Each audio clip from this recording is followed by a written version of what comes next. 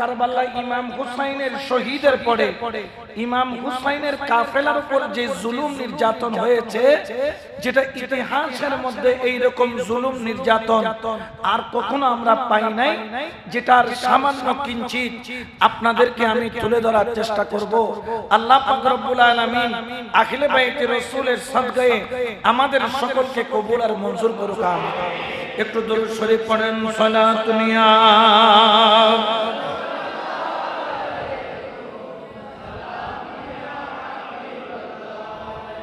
ইমাম হুসাইনকে শহীদ করলেন।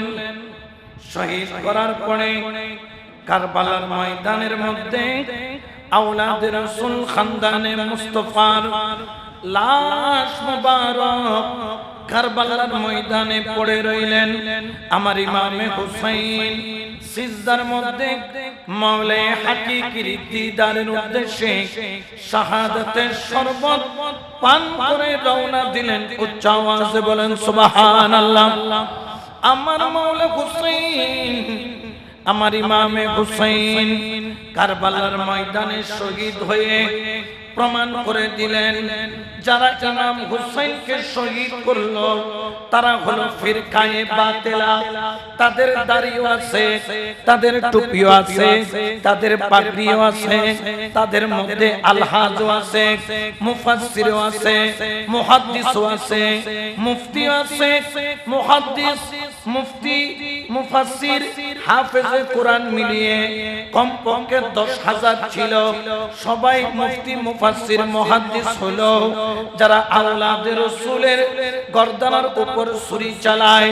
তারা কখনো মুমিন দাবি করতে পারে না, তারা কখনো জান্নাতের হকদার হতে পারে না, কারণ জান্নাতের যুবকের সরদারের নাম হলো ইমামে হুসাইন, ইমামে হাসান।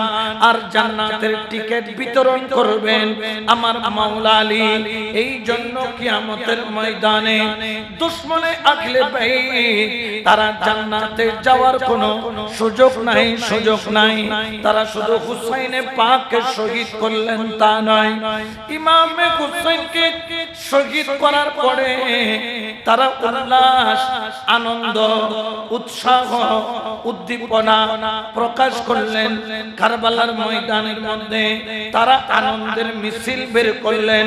উচ্চ আওয়াজে বলেন নাউজুবিল্লাহ। আনন্দের মিছিল বের করলেন ইমামে হুসাইনকে শহীদ করার পরে। আর খাইমার দিকে ইয়াজিদের 22,000 লস্কর দৌড় দিলেন। তারা মনে করেছিলেন আওলাদে রাসূলের খাইমার মধ্যে স্বর্ণ অলংকার, দিরহাম দিনারের অভাব নাই, অভাব নাই। কারণ আওলাদে রাসূলের খাইমার মধ্যে টাকার বস্তা পাওয়া যাবে, টাকার বস্তা পাওয়া যাবে। যখন খাইমার মধ্যে তারা লুটপাট করা আরম্ভ করলো, যতগুলা সন্দুক খুলতেছে, প্রত্যেক সন্দুকের মধ্যে একটা সম্পদ পাওয়া গিয়েছে। যদিও বা সেটা দিনার নয়, সেটা দিরহাম নয়, সেটা স্বর্ণ নয়, রূপা নয়, চাঁদি নয়, দুনিয়ার কোন জহরত নয়। কারবালার ময়দানে ইমামে হুসাইনের যতগুলো খাইমা, প্রত্যেক খাইমার সিন্দুকের মধ্যে একটা দামি সম্পদ পাওয়া গিয়েছে। ওই সম্পদের নাম হলো কুরআনুল কারীম। সুবহানাল্লাহ। কারণ প্রত্যেকের সন্দুকের মধ্যে অন্তত পক্ষে একটা করে কি আছে? কোরআন শরীফ বলে না কি শরীফ? এই কোরআন শরীফ আহলে বাইতে রাসূল তাদের প্রত্যেক সন্দুকের মধ্যে ছিল। অর্থাৎ বুঝিয়েছেন পৃথিবীর মধ্যে সবচাইতে দামি সম্পদের নাম হলো কোরআন। এই কোরআনটি সাথে রাখার দরকার আছে না নাই? শুধু রাখলে হবে না, তেলাওয়াতের দরকার আছে না নাই? আমরা ফেসবুক শরীফ তেলাওয়াত করি, কি শরীফ? ফেসবুক শরীফ। কিন্তু কোরআন শরীফ তেলাওয়াত করার টাইম দেখবেন কোরআন পড়তে গেলে জিমানি আসবে, সুলকানি আসবে, এর কথা মনে পড়বে, দোকানের কথা মনে পড়বে, বন্ধুর কথা মনে পড়বে, বান্ধবীর কথা মনে পড়বে। কিন্তু দেখা যায় ফেসবুক শরীফ যখন তেলাওয়াত করে তখন দুনিয়ার কারো কথা মনে। তাহলে বোঝা যায় শয়তান আমাদেরকে দুনিয়ার দিকে ঝুঁকাইতে চায়, আওলাদে রাসূল আমাদেরকে কোরআনের রাস্তার দিকে নিতে চায়। সুবহানাল্লাহ। তাহলে দুনিয়ার মধ্যে দামি কোনটা? জোরে বলেন না কোনটা? এই কুরআনুল কারীম খাইমার প্রতিটা সুন্দুকের ভিতর থেকে একটা একটা করে কোরআন, কোন সুন্দুকে 10টা, কোন সুন্দুক ভর্তি কোরআন, যাতে কোরআনের অভাব না হয়। সবাই মনে করেছিল স্বর্ণ অলংকার পাবে। আমার ইমামে হুসাইনের খাইমার মধ্যে একটা সম্পদ পাওয়া গেছে, সেই সম্পদের নাম হলো কোরআন। উচ্চ আওয়াজে বলেন না সুবহানাল্লাহ। কারবালার ময়দানে খাইমার মধ্যে লুটতরাজ করার পরে খাইমার প্রত্যেকটা খাইমার মধ্যে আগুন লাগিয়ে দেওয়া হলো। ওরে দাও দাও দাও দাও করে আগুন জ্বলে।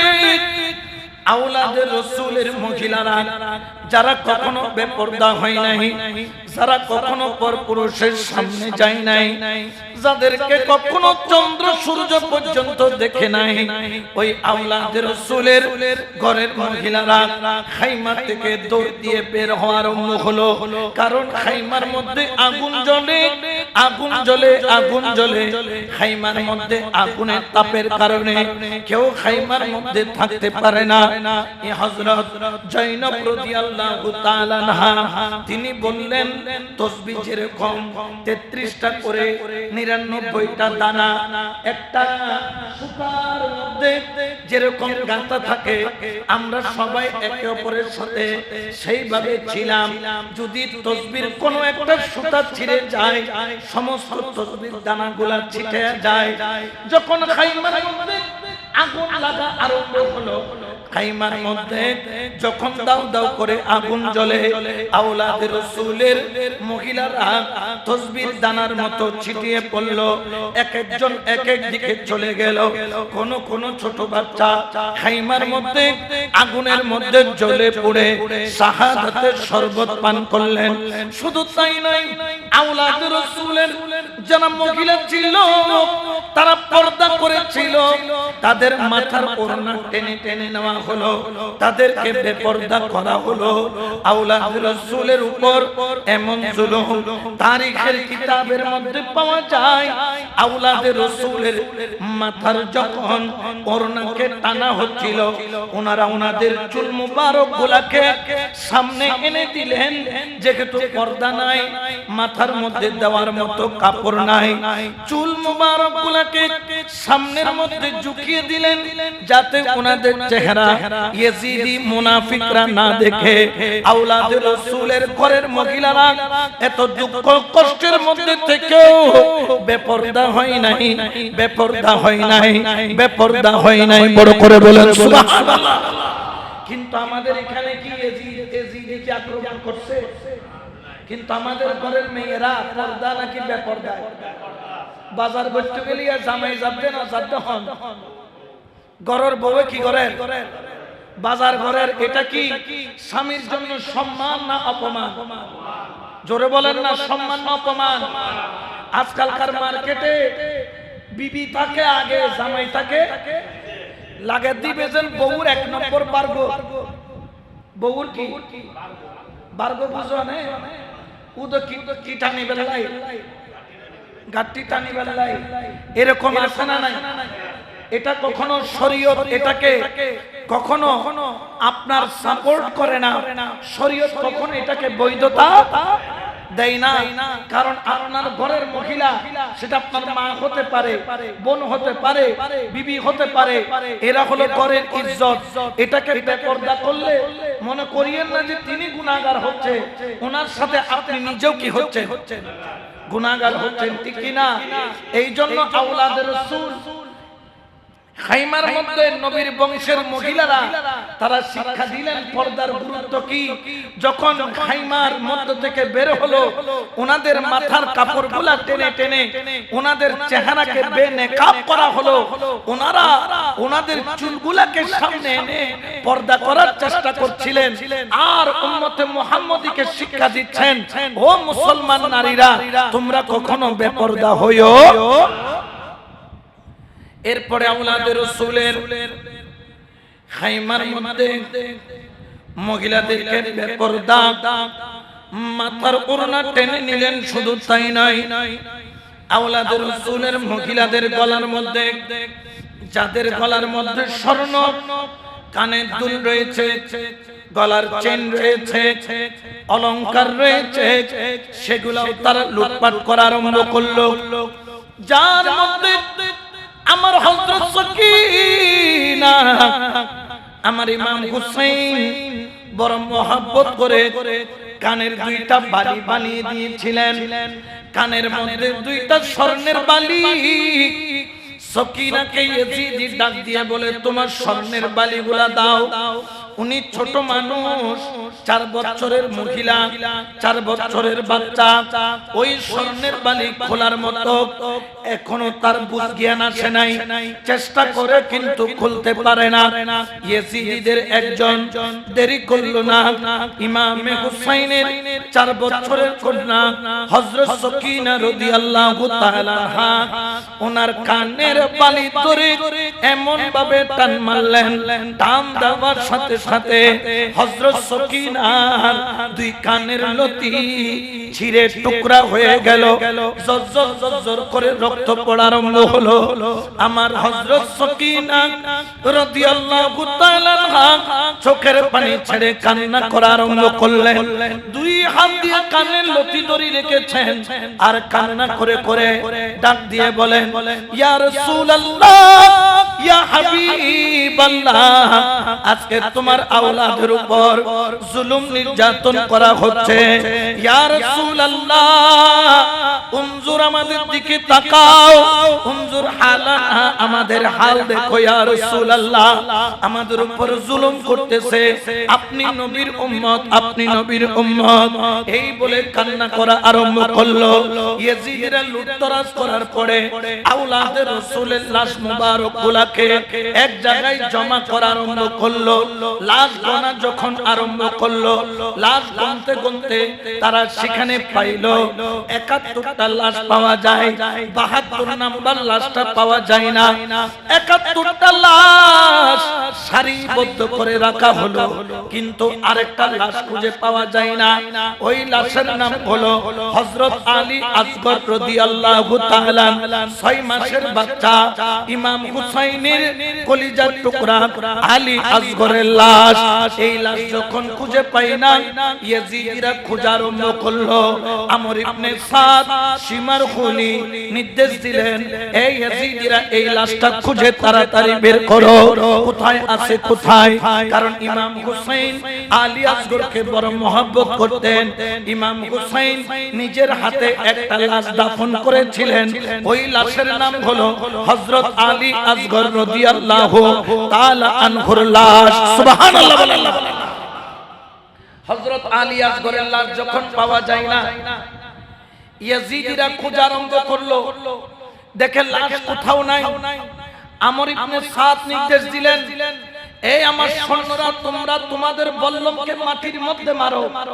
মারতে মারতে দেখো কোথায় আসগরের লাশটা লুকিয়ে রাখছে। হুসাইন আসগরের লাশ লুকিয়ে রেখেছে। আমরা 72টা লাশ এর মাথা ইয়াজিদের কাছে নিয়ে যাব, একটাও যাতে কমতি না হয়। কারণ লাশ যদি কমতি হয়, মাথা যদি কম হয়, উপহারও কম পাবো। এই যখন বলল, হযরত ইমামে হুসাইনের ওই কলিজার টুকরা হযরত আলী আসগরের লাশ মুবারক খোঁজার জন্য কারবালার ময়দানের রেতের মধ্যে বল্লম মারা আরম্ভ করলো। কুছায় কুছায় বালির মধ্যে দেখতেছে কোন জায়গায় লাশটা দাফন। কুছাইতে কুছাইতে হঠাৎ করে এক জায়গায় একটা গজ করে আওয়াজ হলো। আর যখন আওয়াজ হলো, যখন ওই বল্লমটা টান মারলো, ওরে দেখা গেল বালির ভিতর থেকে 6 মাসের বাচ্চা ছোট্ট একটা লাশ মুবারক আলী আসগরের লাশ মাটির ভিতর থেকে, বালির ভিতর থেকে বের হয়ে আসলো।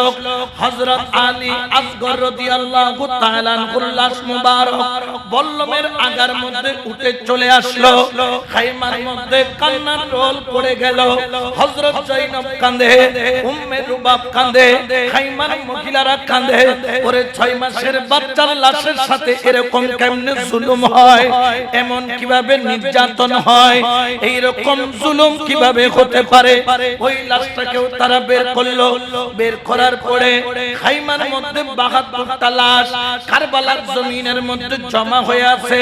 খাইমার মধ্যে কান্নার রোল, আওলাদে রাসূলদেরকে বন্দী করা হলো। দেখা গেল একজন মাত্র পুরুষ জীবিত আছে।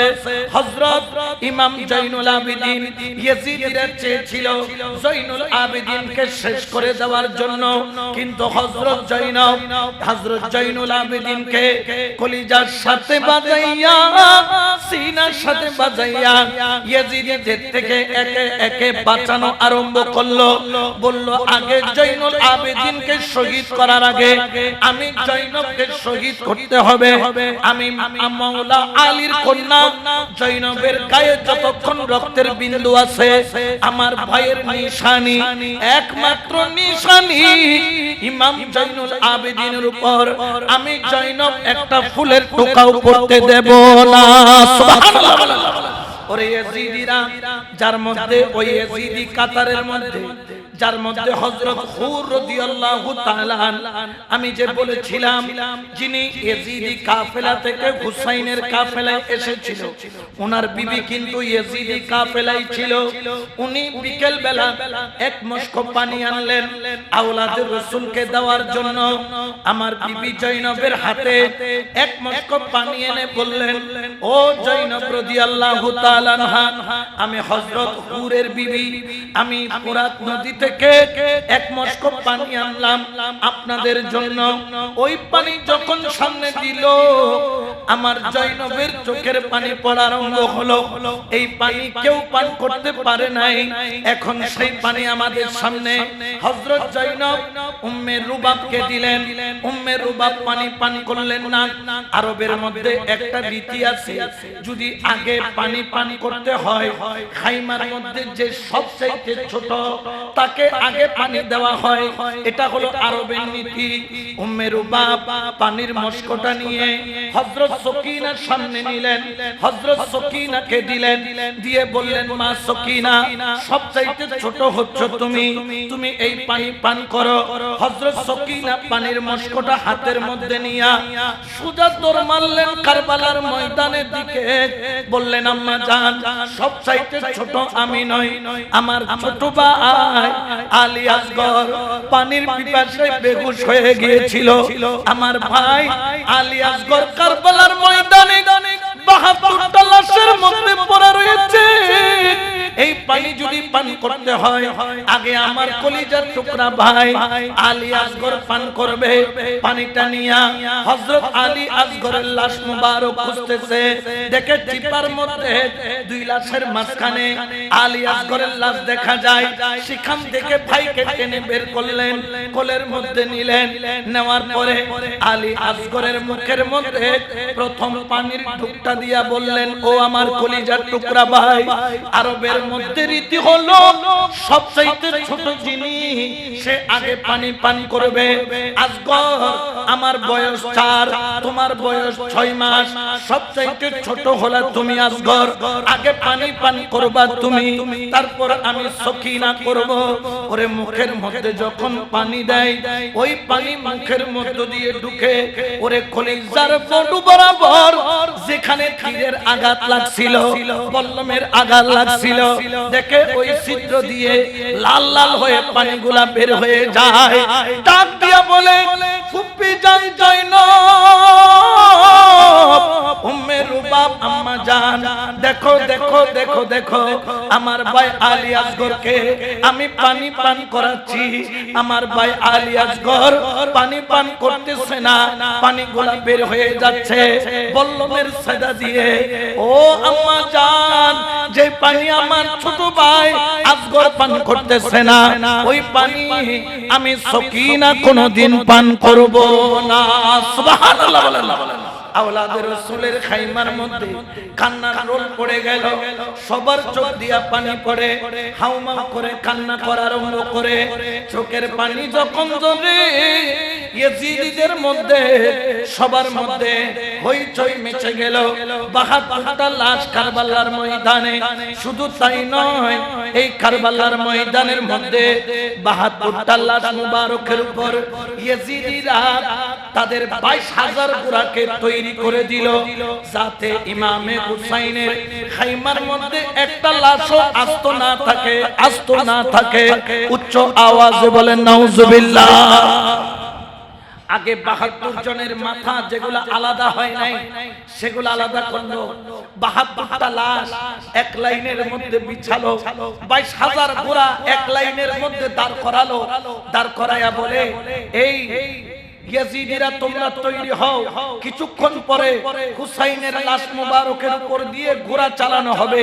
যখন এই কথা ছড়িয়ে পড়ল, ইয়াজিদিদের কয়েকজন দৌড়ে আসলো, যার মধ্যে একজনের নাম হলো মালিক ইবনে কিন্দির। তাড়াতাড়ি এসে ইমাম হুসাইনের জামা আর চপ্পল মুবারক, জুতা মুবারক খুলে সে নিয়ে নিল। আবার দেখা গেল খুলি ইবনে ইয়াজিদ সে মস্তক মুবারক নিল, ওমর ইবনে ইয়াজিদ পাগড়ি মুবারক নিল, এবং ইয়াজিদ ইবনে সাদ চাদর মুবারক নিল। এবং যার মধ্যে একজনের নাম হলো মিনান ইবনে নাখি, সে দেরি করলো না। ইমাম হুসাইনের একটা আঙ্গুলের মধ্যে আকিক পাথরের আংটি ছিল, আংটি নিয়ে টানাটানি করে, কিন্তু আংটিটা বের হয় না, কারণ হাতের মধ্যে তলোয়ারের আঘাত লাগছিল।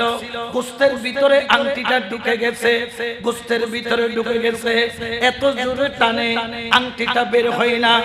ওই ইয়াজিদি দেরি করলো না, একটা পাথরের উপর ইমাম হুসাইনের আঙ্গুল মুবারক রাখলো, আরেকটা তলোয়ার আঙ্গুলের উপরে রাখলো, আরেকটা পাথর নিয়ে এত জোরে বাড়ি মারলো, ইমাম হুসাইনের আঙ্গুল মুবারক টুকরা করে আংটি মুবারক নিয়ে নিল। নেওয়ার পরে মালিক ইবনে শিবির নামের একজন ব্যক্তি তলোয়ার মুবারক নিল, ইয়াহিয়া ইবনে কাআব নামের ব্যক্তি জামা মুবারক নিল, আরেকজন পায়জামা ধরে টান দেওয়ার জন্য তৈরি হলো।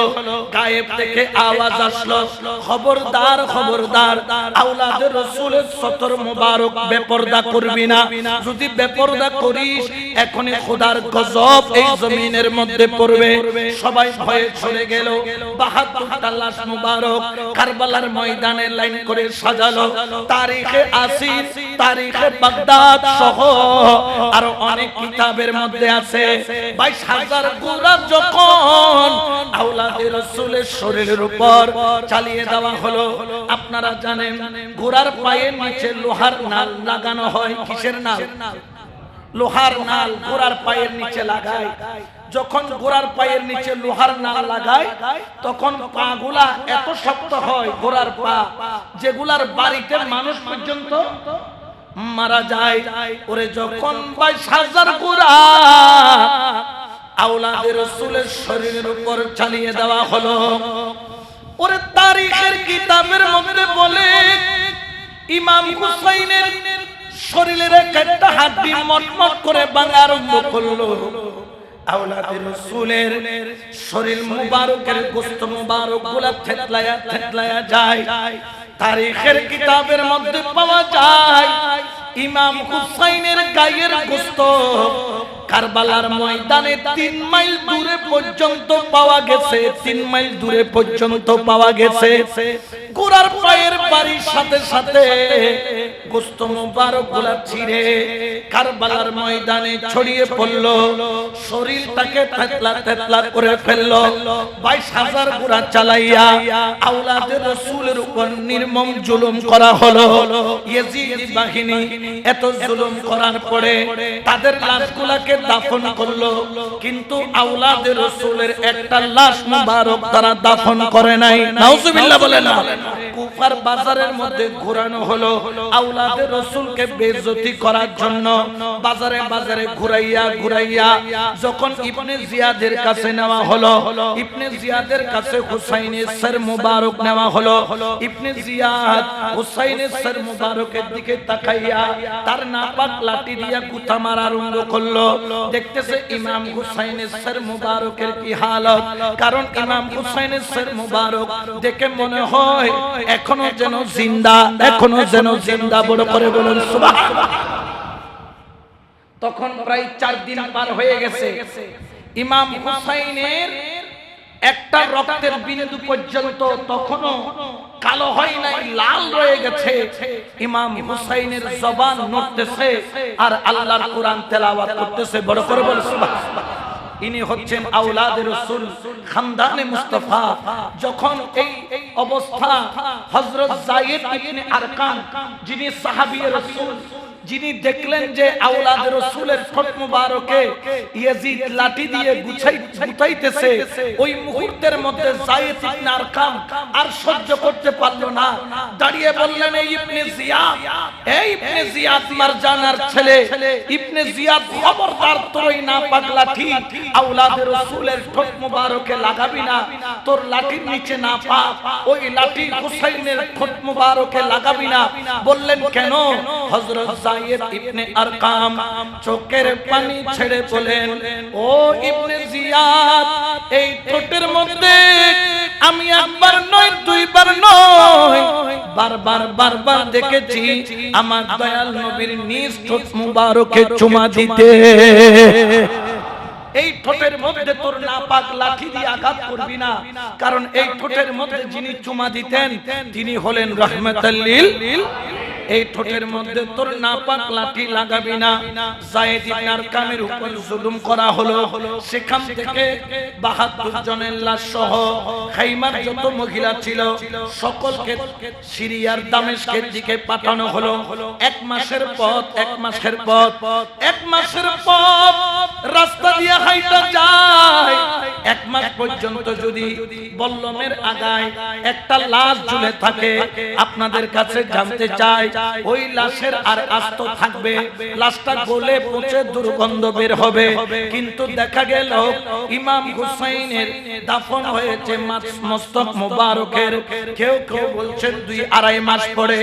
কিন্তু দেখা গেল ইমাম হুসাইনের শরীরের বদনের উনার মস্তক মুবারকের একটা দাড়ির পশম পর্যন্ত ঝরে নাই। বড় করে বলেন সুবহানাল্লাহ।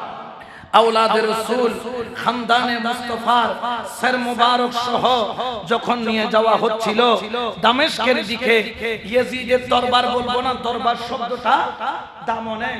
অনেকে বলেন ইয়াজিদের দরবারে, আরে দরবার হয় রাসূলের দরবার, দরবার হয় সিদ্দিক আকবরের দরবার, দরবার হয় ফারুক আজমের দরবার, দরবার হয় উসমান জিন্নুরাইনের দরবার, দরবার হয় মাওলা আলীর দরবার, মাওলা হাসানের দরবার, মাওলা হুসাইনের দরবার, গাউসে পাকের দরবার, খাজা বাবার দরবার, গাউসুল আজম মাইজবান্ডারির দরবার, সৈয়দ আহমদ শাহ সিকুটির দরবার, আমানত শাহ দরবার, বদর শাহ দরবার।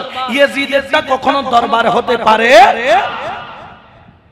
দামেস্কের দিকে যখন নিয়ে যাওয়া হচ্ছিল, যাওয়ার সময় এক খ্রিস্টানের পাদ্রী দেখতে পেল যে কয়েকটি মাথা উপরে, যার মধ্যে সামনে ইমামে হুসাইনের মাথা। দেখার পরে জিজ্ঞেস করলেন, এত সুন্দর সর মুবারক এটা কার? বললেন এটা হচ্ছে হুসাইন। কোন হুসাইন? বলছে হুসাইন ইবনে আলী। কোন হুসাইন ইবনে আলী? বলছে আমাদের আখিরি নবীর নাতি রহমাতুল লিল আলামিনের নূরানি বংশধর ইমামে হুসাইনের মাথা। এই যখন বললেন, ওই পাদ্রীর চোখের পানি আর বন্ধ হয় না। বলতেছে, রে কম বক্ত, এটা তো নবীর আওলাদ।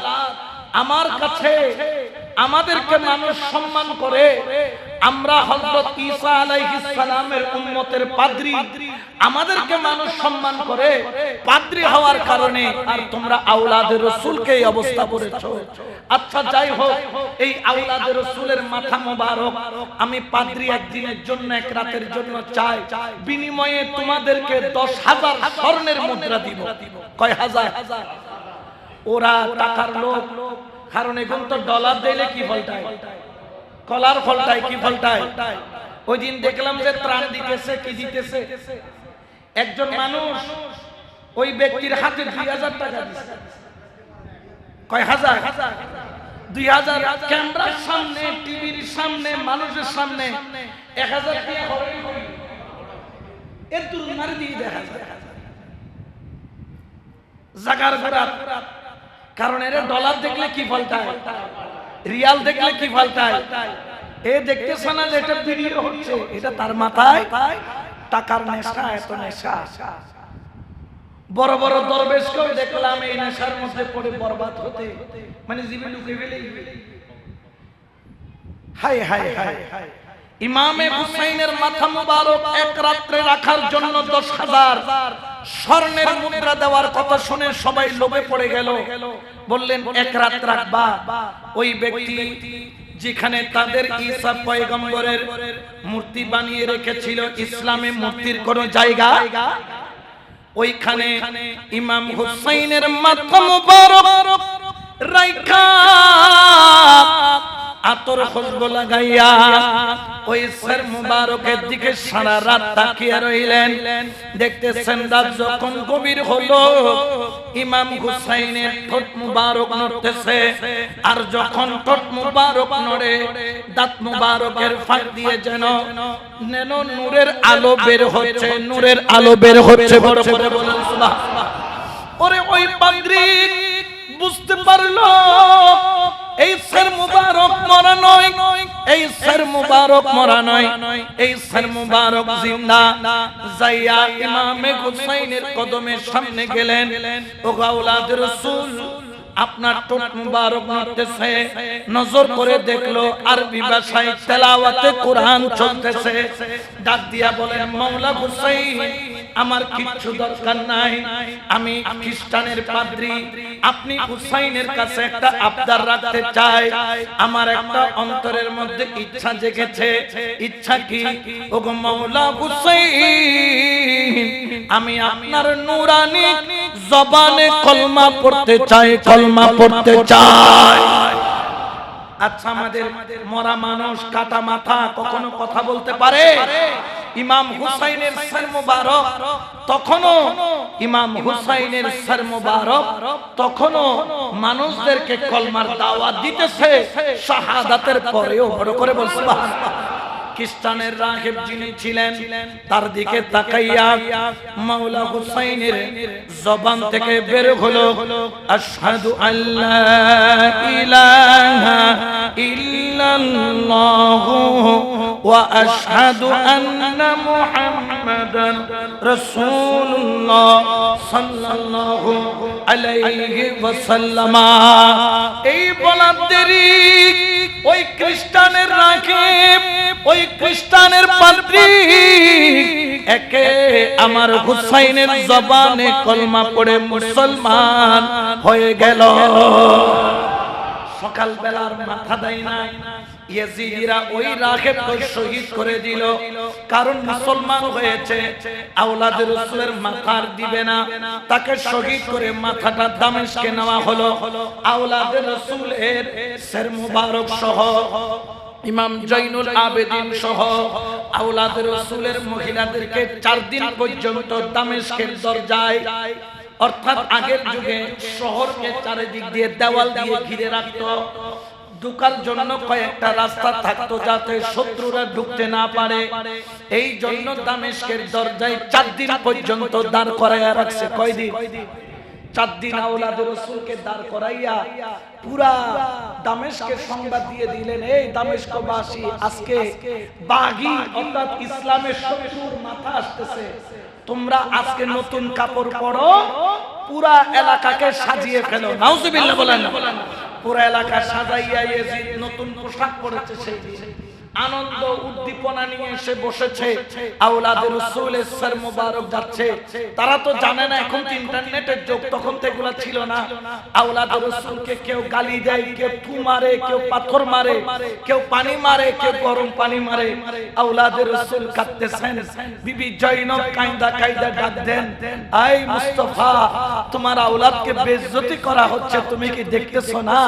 এই বলে চোখের পানি ছাড়তেছেন।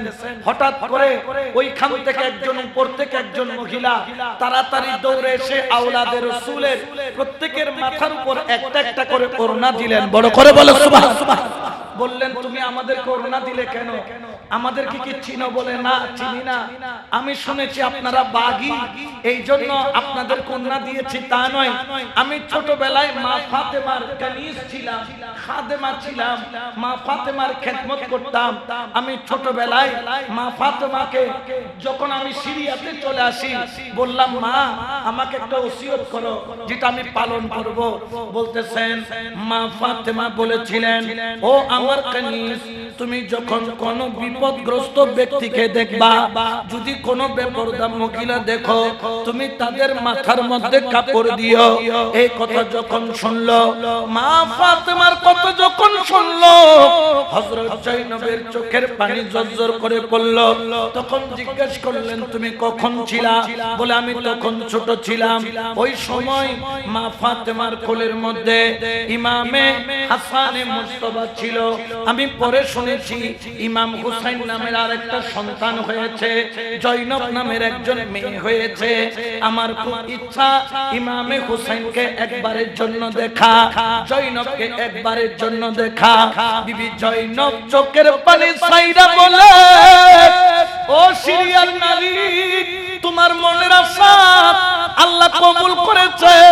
আগে যেই মাথাটা দেখতেছো, ওই মাথা হলো আমার হুসাইনের মাথা, আর আমাকে দেখছো আমি গোলাম বিবি জয়নব।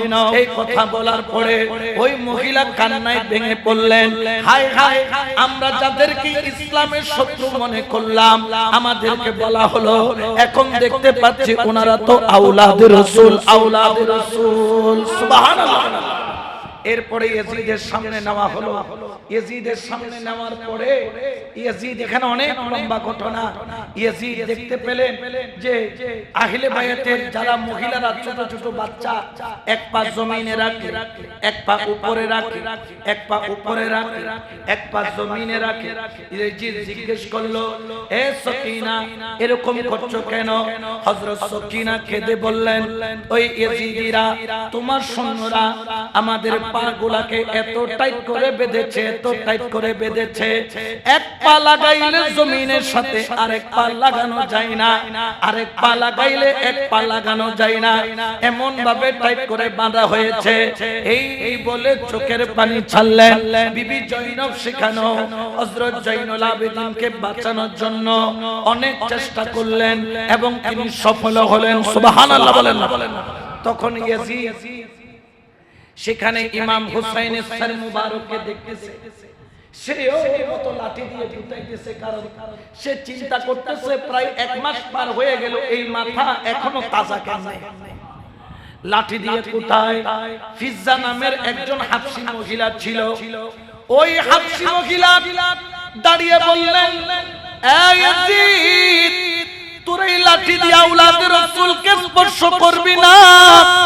আমি ফিজ্জা মা ফাতেমার খাদেমা ছিলাম, আমি দয়াল নবীকে দেখেছি এই ঠোঁটের মধ্যে, কপালের মধ্যে, চেহারার মধ্যে দয়াল নবীকে একবার নয় লক্ষ লক্ষ বার চুমা দিতে। সেখানে ফিজ্জার বিরুদ্ধে ইয়াজিদ ফতোয়া জারি করলো, তাকে কতল করো। ফিজ্জার পক্ষে প্রায় তাদের গোত্রে 200 তলোয়ার দাঁড়িয়ে গেল। ফিজ্জার উপর আঘাত আসলে এখানে কারবালা আরেকটা হবে, লম্বা ঘটনা। ইমাম জয়নুল আবেদিনকে যখন সামনে ছিল, প্রথমে চেয়েছিল ইয়াজিদ জয়নুল আবেদিনকে কি করে দেওয়ার জন্য, কিন্তু সবাই যখন জানতে পারতে আওলাদে রাসূল, অবাক হয়ে গেল। সেখানে একজন ইহুদি ছিল, সে বলতেছে, আমার পয়গম্বরের গাদার চামড়া আমার কাছে আছে, আমার পয়গম্বর যে গাদার উপর চড়তো ওই গাদার চামড়া আমার কাছে আছে, এখনো পর্যন্ত আমার কওমের মানুষ আমাকে মাথার তাজ বানায়া রাখছে। আমার পয়গম্বর নয়, পয়গম্বর যে গাদাতে চড়তো ওই গাদার চামড়া আমার কাছে আছে বিদায় আমাকে মানুষ মাথার তাজ করে। তুমি কমবক্ত ইয়াজিদ, তুমি তোমার নবীর আওলাদকে কতল করেছো, তুমি কখনো হক হতে পারো? এক রাওয়ায়াত আছে উনাকে শহীদ করেছে, আরেক রাওয়ায়াত আছে উনি ওইখান থেকে সাথে সাথে চলে গিয়েছে, বলে তোমার এখানে আমি আর থাকবো না। ইমাম জয়নুল আবেদিন সহ সবাই ছিলেন। ইয়াজিদ ইমাম হুসাইনের সর মুবারক ধরলেন এবং ইমাম হুসাইনের গলা মুবারকের দিকে তাকায়া দেখে অনেকগুলা দাগ। অর্থাৎ যতবার পোঁছ মারছে ততটা আলাদা আলাদা কি হয়েছে, দাগ হয়েছে। তারিখের কিতাবের মধ্যে বলে ইমাম হুসাইনের গর্দানার মধ্যে গোশতের থাক 22 থাক, অর্থাৎ কম করে হলো পোঁছ মেরেছে কয়টা, 22টা। এই যখন দেখলেন তখন ইয়াজিদ বুঝতে পারলেন ইমাম হুসাইনকে ধারালো ছুরি দিয়ে শহীদ করে নাই, শহীদ করেছে ভোঁতা ছুরি দিয়ে, যার কারণে এতগুলা পোছানো লাগছে। কেন?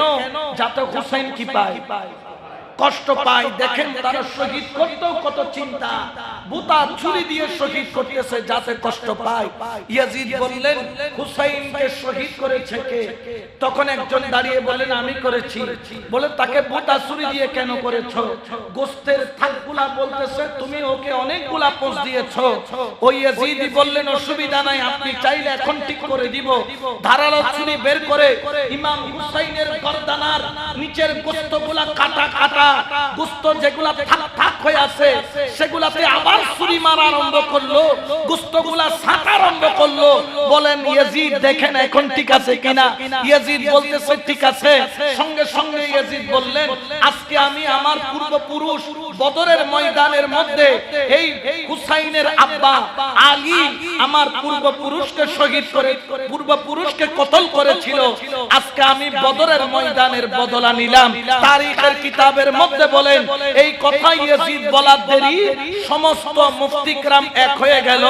এই কথা যদি ইয়াজিদ বলে ইয়াজিদ আর মুসলমান, ইয়াজিদ কি হয়ে গেছে? কারণ সে আওলাদে রাসূলকে শহীদ করে ইয়াজিদ বদরের ময়দানের বদলা নিয়েছে বলতেছে। তার পূর্বপুরুষ বেশিরভাগ মারা গিয়েছিল বদরের ময়দানে মাওলা আলীর হাতে। বলতেছেন যদি আজকে আমার পূর্বপুরুষ থাকতো তাহলে তারা দেখে কি হতো, খুশি হতো যে আজকে আমি কি নিয়েছি, বদলা নিয়েছি। এরপরেও যারা ইয়াজিদকে ভালো মানুষ বলে তাদেরকে জুতা মারলেও জুতার ইজ্জত চলে যাবে। ইতারারে জুতা মারলেও ফেহানার গিনো মারন বেতনি ইনো দামি, এগিনো দামি। যারা বদরের ময়দানের বদলা নাই বলে তারা কখনো মুসলমান হতে পারে? আওলাদে রাসূল সঙ্গে সঙ্গে ইমাম জয়নুল আবেদিন যখন দেখলেন চারিদিকে হই হই উঠে গেল, সবাই কান্নার রোল, আওলাদে রাসূলকে দেখে কাঁদতেছে সবাই। ইয়াজিদ বুঝতে পারলো তার নাটক আর বেশিক্ষণ চলবে। এখন সে নরম হয়ে গেল, আওলাদে রাসূলের বাঁধন খুলে দিল। বললেন আপনাদের কি খেদমত করতে পারি?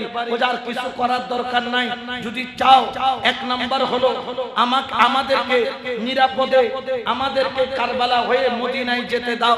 দুই নম্বর হলো দামেস্কের মসজিদে আমাকে খুতবা দিতে দাও। তিন নম্বর হলো আমার আব্বাকে যারা শহীদ করেছে তাদেরকে আমি জয়নুল আবেদিনের হাতে তুলে দাও, তাহলে আমি মনে করব তুমি হক। ইমাম জয়নুল আবেদিনের প্রথম দুইটি পরামর্শ নিলেন, কিন্তু কাতেলে হুসাইনদেরকে ইয়াজিদ যাদের মাধ্যমে হুসাইনকে শহীদ করেছে তাদেরকে জয়নুল আবেদিনের হাতে তুলে দেয়। কারণ সে নিজেই তো শহীদ করতে নির্দেশ দিয়েছে, যেহেতু সে নির্দেশ দিয়েছে সেহেতু সে তুলে দিতে পারে। দামেস্কের সংকেত করছি, দামেস্কের মসজিদে গেলেন, তখন ইমাম জয়নুল আবেদিন বললেন আমাকে খুতবা দিতে সুযোগ দেন। খুতবা যখন দেওয়া আরম্ভ করলো, কারবালার কথা যখন বলা আরম্ভ করলো, চারিদিক দিয়ে কান্নার রোল। ইয়াজিদ হুজুরকে বললেন, মুয়াজ্জিনকে বললেন তাড়াতাড়ি কি দাও, একামত দিয়ে দাও, নামাজের টাইম হয়ে গেছে বলো। যখন একামত দেওয়া দাঁড়িয়ে গেলেন তখন ইমাম জয়নুল আবেদিন ইয়াজিদের দিকে তাকায় আছেন, অর্থাৎ তাদেরকে খুতবা দিতে দিবে না। তখন মুয়াজ্জিন তাড়াতাড়ি বলে আল্লাহু আকবার, আল্লাহু আকবার। তখন ইমাম হোসেন বললেন বড় হক আল্লাহর চাইতে বড় কেউ নাই।